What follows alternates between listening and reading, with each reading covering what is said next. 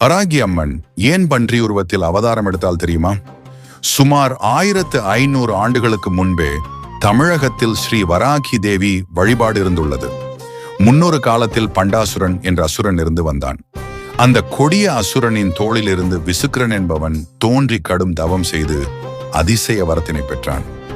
ஒரு தாயின் வயிற்றில் பிறக்காத பன்றி முகம் கொண்ட பெண்ணால் மட்டுமே தனக்கு மரணம் ஏற்பட வேண்டும் என்ற வரம் பெற்றான். தாயின் வயிற்றில் பிறக்காமல் பெண் உருவாக முடியாது எனவும், அழகை விரும்பும் எந்த பெண்ணும் பன்றி முகத்துடன் தோன்ற மாட்டாள் என்பதும் அவனது நம்பிக்கையாக இருந்ததால் இந்த வரத்தினை பெற்றான். மேலும் தனக்கு நிச்சயம் மரணம் ஏற்படாது என்பதும் அவனது அசைக்க முடியாத நம்பிக்கையாக இருந்தது. இதன் சுக்கிரனையும் கொன்று தேவர்களை காத்தாள்.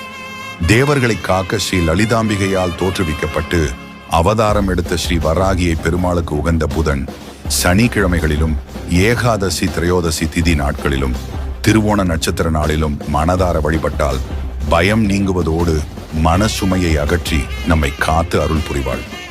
தீராத கடனும் தீர்ந்து வாழ்வில் முன்னேற்றங்களை அடைய விழுப்புரத்தில் உள்ள ஸ்ரீ அஷ்டவராகி கோயிலுக்கு சென்று வழிபாடு செய்யுங்கள். உங்களுக்கும் வராகி அம்மனின் மீது அசைக்க முடியாத நம்பிக்கை இருந்தால் ஓம் வராகையை நம் என்று கமெண்ட் செய்து கலைமகள் கலைகள் சேனலையும் சப்ஸ்கிரைப் செய்து கொள்ளுங்கள்.